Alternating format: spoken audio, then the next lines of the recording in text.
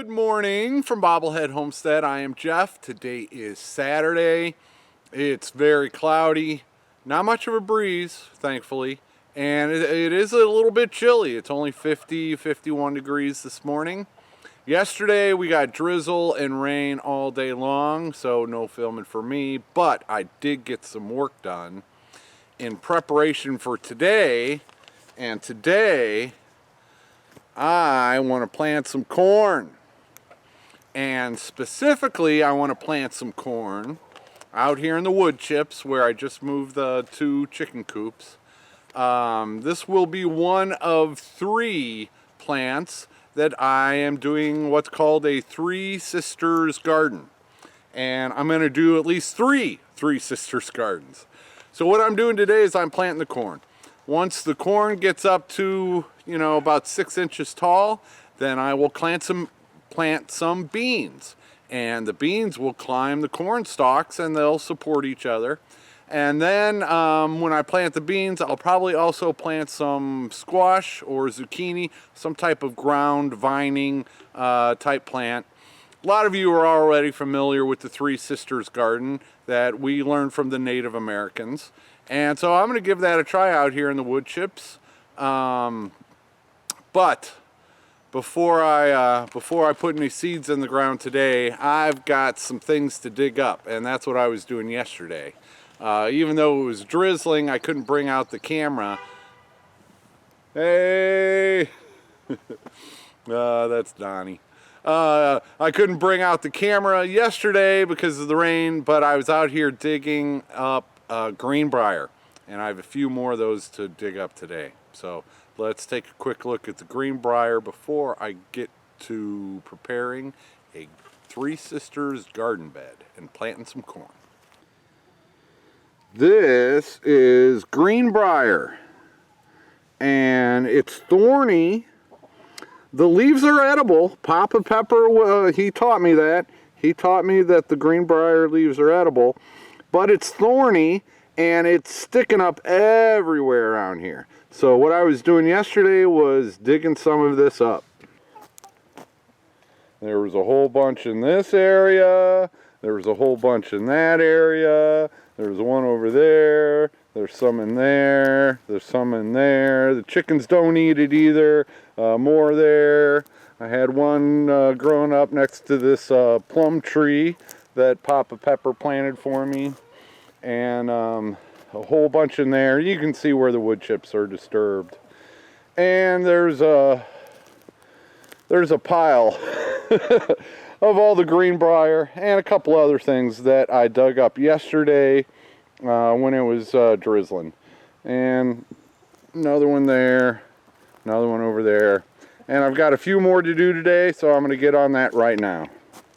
Out here towards the north part of my property, you can see I put down a little, those are wood chips and chicken droppings, and so just a little bit of those. A few eggs, don't ask me why, but yeah. Eggs are good for calcium and other stuff, and yeah, so a couple eggs in there. But I've got some greenbrier coming up right next to it, and I don't want it there, so I'm going to dig that up.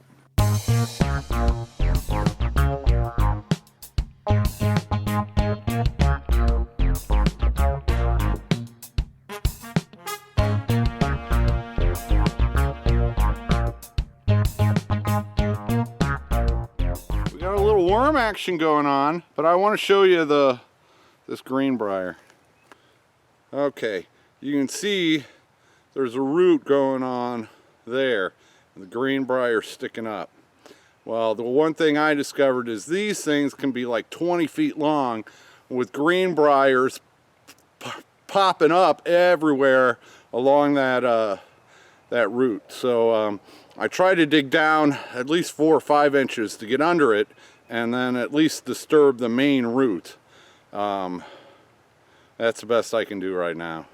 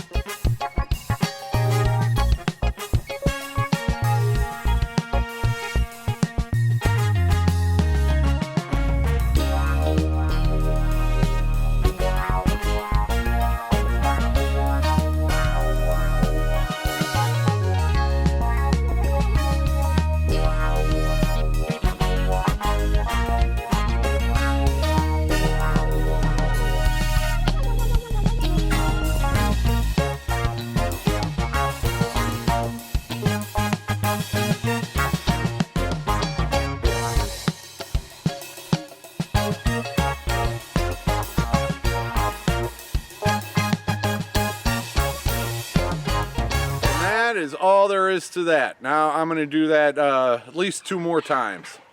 So what I did today, those were 2 wheelbarrows full of wood chips, and these are not fresh wood chips. This is not a how-to. I'm not recommending this to anybody. I'm just showing you what I'm doing. Right or wrong, horrible or successful, I'm just showing you what I'm doing. So I've got a little 6x6 foot area for the garden bed. There's probably, I don't know, 4 inches of wood chips, but they're not fresh wood chips, and they weren't all wood chips. When they were trimming the trees, they also got a lot of leaves and a lot of pine needles. That was way over a year ago that these came in. So these are seasoned wood chips with some leaf and pine needle mulch mixed in there also. I got it from two different areas of the pile, so that'll be interesting. The second one was a lot of old pine needles in that one that are starting to break down. A lot of bugs, beetles, worms in there. Everybody's driving by today. I don't know where they're all going. So yeah, this is not a how-to. This is what I'm doing. Once the corn gets about 6 inches tall, I will plant some beans and some squash or zucchini or something else around these. And yeah, Three Sisters garden, kind of back to Eden style. And I'm not telling you it's the way to do it, but we'll find out.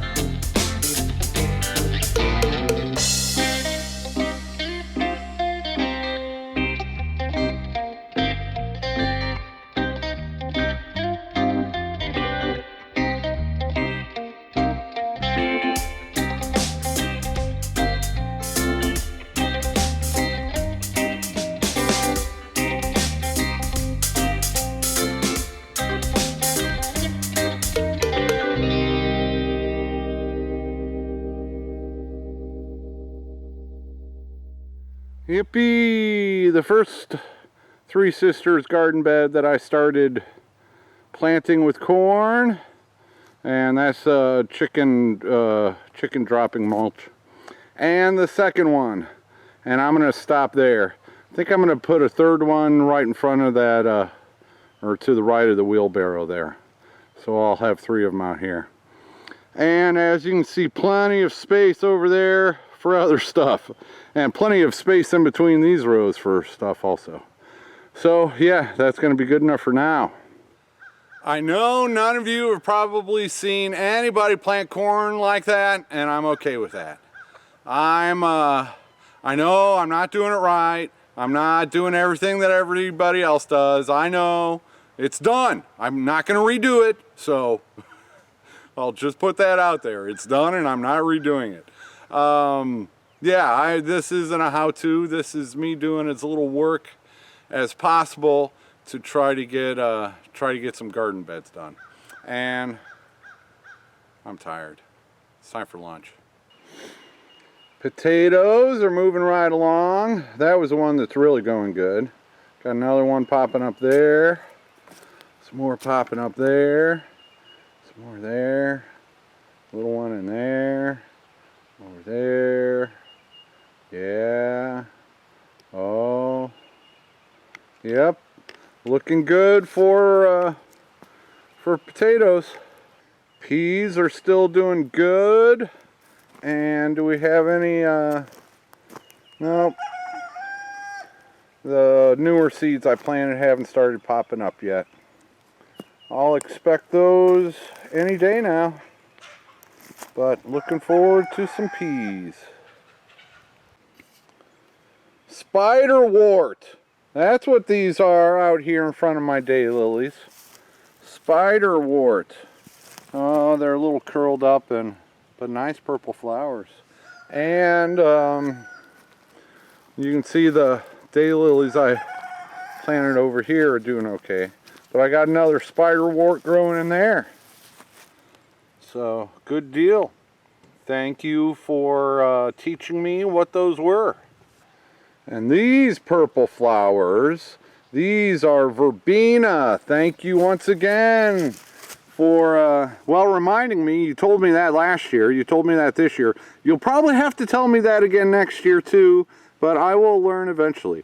But these are the ones that the butterflies are loving. I'm not seeing many butterflies today though. It's kind of chilly. Oh, we've got a grumpy sighting. That's him all the way over there. He goes out in the morning and I'll see him, you know, every couple hours, just all over the place. He'll be down there, he'll be behind the mobile home, he'll be up by the, you know, the other chicken coops, and Grumpy gets around during the day. And then he comes in, pigs out, and hogs half of my bed all night long. Fifi and Bob are crashed out inside, so yeah, that's all the cat footage I got. And that's all the gardening. If I keep at it, you know, a little garden bed here, a little garden bed there, it'll add up eventually. Let's see, today, Saturday, April 4th, was supposed to be the shindig in Searcy, Arkansas. And, you know, the world's crazy right now, so that didn't happen. But I want to say thank you again to Roots and Refuge Farm and to VW Family Farm. Man, I know they did a lot of work getting it ready this year, and then having to cancel it, which created a lot more work for them. And so I'm very appreciative, and I really hope they aren't discouraged, so that next year it can be, you know, a stupid epic shindig next year. That's what I'm hoping for. So yeah, sometimes things don't go as planned, and that's life. But so I will end with that. Thank you for watching. Hope everyone is having a pleasant, nice weekend with a little bit nicer weather than me. I know you folks up north still have snow on the ground probably. I'm sorry, I'm complaining a little bit about 50-degree chilliness. Take her easy, everybody.